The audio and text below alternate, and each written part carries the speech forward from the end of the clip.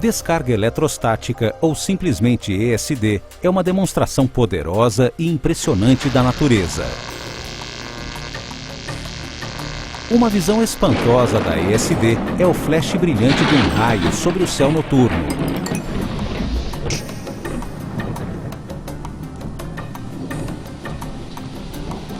Em uma escala menor, pode ser apenas um incômodo, como um cabelo frisado em um dia de vento seco ou um pequeno choque ao segurar a maçaneta da porta. Bom, e o que causa a descarga eletrostática? Normalmente existe um caminho disponível para que as partículas carregadas sejam movidas com facilidade e segurança para o solo. Se esse caminho estiver danificado ou bloqueado por um isolador, as partículas carregadas se acumulam e aguardam a oportunidade de se deslocarem para outro objeto. Quando tais objetos estão muito próximos ou quando existem suficientes partículas acumuladas para superar a distância, elas se deslocam e causam uma fagulha.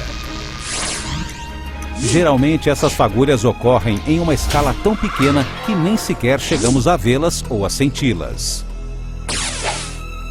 No entanto, apesar de não sermos capazes de percebê-las, muitos dispositivos eletrônicos são tão sensíveis que podem ser danificados ou totalmente destruídos por elas. No caso de uma ocorrência de ESD como essa, em que as partículas acumuladas passam de um objeto a outro, elas podem interromper um sinal ou causar um curto-circuito, o que resultaria na falha da peça. Mesmo que a peça não apresente imediatamente a falha, essas descargas poderão causar danos parciais ou latentes que encurtarão a vida útil do produto, mesmo com o uso normal do mesmo.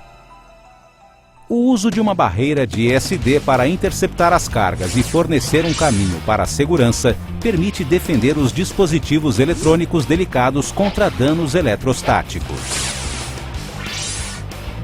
No entanto, se ocorrerem ataques com descargas mais poderosas, esse único ponto de defesa será derrubado. Nesses casos, é necessário adotar uma defesa mais robusta e completa. Um plano contra ESD abrangente e bem integrado limitará os danos e reduzirá as falhas e devoluções de produtos. Na verdade, os danos decorrentes de ESD são hoje um dos problemas mais sérios da indústria de eletrônicos. Somente nos Estados Unidos, tais problemas causaram prejuízos de centenas de milhões de dólares ao ano. É o efeito cumulativo dos danos de ESDs que aumenta ao longo do tempo. Por exemplo, um fabricante de placas-mãe pode enviar 1000 placas por semana com uma taxa de precipitação radioativa de 1%, metade da qual é causada por danos de ESD. Isso significa 5 placas falhando por semana em função da ESD. Se as placas custam uma média de $120, isso gera uma perda de $600 semanais, ou $31.200 por ano. A devolução de produtos que apresentam falhas de ESD latentes custam ainda mais caro. O fabricante gasta mais dinheiro em suporte ao cliente, custos de entrega e testes de depuração na fábrica. O impacto financeiro e os danos à reputação da empresa podem ser evitados enormemente por meio de práticas bem implementadas e de baixo custo. Para minimizar as chances de danos de ESDs, existem 3 áreas de foco principais: equipamento pessoal, ambiente de trabalho e área de trabalho individual. O custo de fornecer a um trabalhador um equipamento apropriado de segurança contra ESD pode ser menor do que o de uma única placa-mãe atingida por uma ESD errante. Por isso, pode ser de bom senso econômico assegurar que cada trabalhador tenha e use estas poucas ferramentas essenciais. Primeiro, antes de entrar em qualquer área de ESD, eles devem usar calcanheiras contra ESD em cada sapato. Uma vez fixadas as calcanheiras, o fio condutor deve ser colocado dentro da meia para que fique bem junto à pele. Colocá-lo entre a meia e o sapato não fornecerá o aterramento necessário, por isso, certifique-se de que o fio esteja em contato com a pele. Como alternativa às calcanheiras, pode-se usar sapatos para ESD. Esses sapatos terão os recursos condutores necessários nas áreas sensíveis a ESD e podem ter outros recursos industriais, como biqueiras de aço para trabalhar perto de equipamentos pesados. Deve-se usar uma pulseira de aterramento durante o manuseio de produtos eletrônicos. Essa pulseira consiste em uma faixa elástica que deve estar totalmente em contato com a pele, não à vista por cima da roupa. Um fio em espiral é anexado à pulseira e aterrado no local de trabalho por meio de um clipe ou de uma tomada banana. Por fim, o trabalhador deve usar um jaleco especial quando estiver em um espaço de trabalho sensível a ESD. Para ser eficaz, este deve ser abotoado ou bem fechado. Depois de vestir as calcanheiras ou sapatos, a pulseira e o jaleco, toda pessoa que entrar na área sensível a ESD deve checar seu equipamento em uma estação de teste. Se o teste falhar, será necessário verificar se a pulseira ou os sapatos estão em bom estado e vestidos de maneira adequada e corrigir o problema antes de prosseguir. Em geral, esses itens são conferidos na mesma estação de teste. As instruções de uso devem estar visíveis e deve-se criar um registro à medida que cada pessoa entrar em uma área de ESD.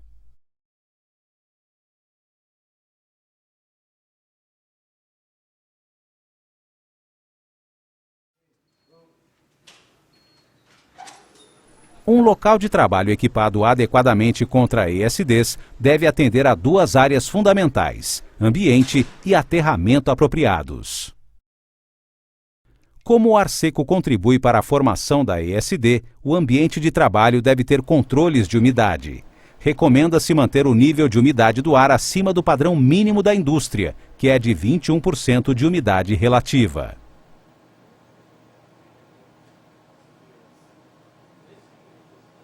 O revestimento do piso deve consistir em placas dissipadoras de calor instaladas com um epóxi condutor.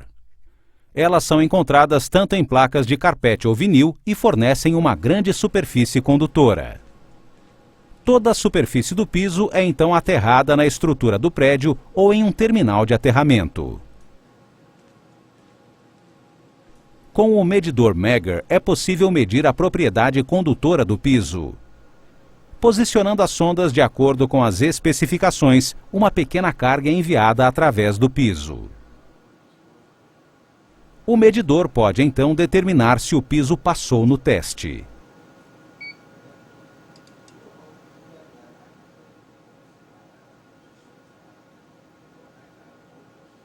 Os pisos não condutores falharão no teste.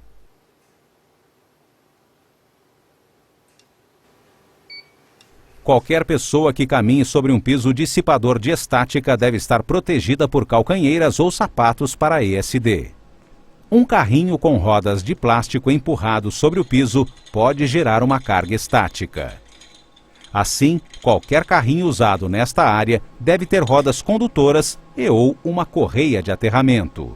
Todas as bancadas de trabalho devem ser acompanhadas de uma cadeira ou manta com dissipador de estática, além de um local para prender a pulseira antiestática.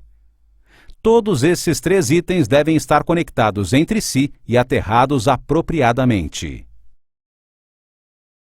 As áreas de trabalho individuais devem estar livres de entulhos e itens que possam gerar cargas.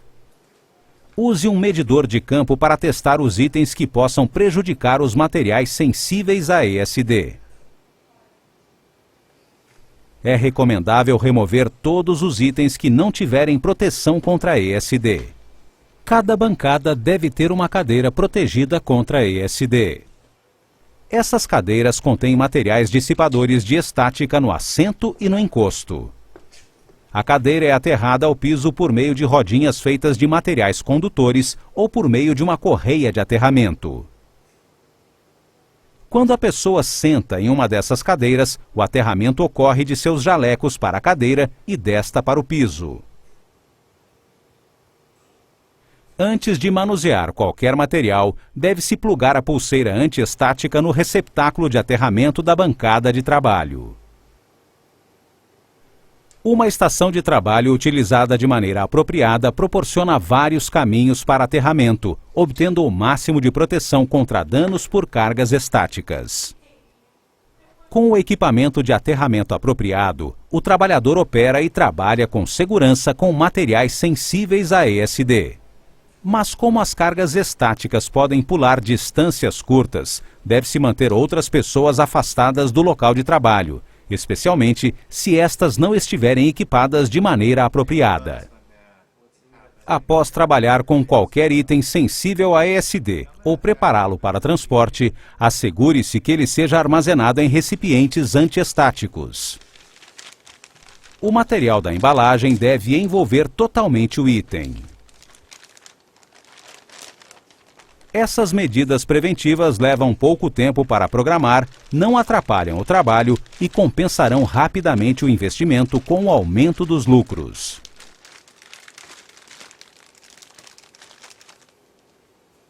O compromisso com estas 5 estratégias garantirá o sucesso de um programa ESD. Compromisso da administração em fornecer instalações seguras e amigáveis e ferramentas de prevenção. Um plano de implementação eficaz que reflita requisitos mensuráveis e realistas. A administração deve levar em conta o custo, a eficácia e os hábitos sociais. Comunicação consistente e contínua sobre a importância da ESD.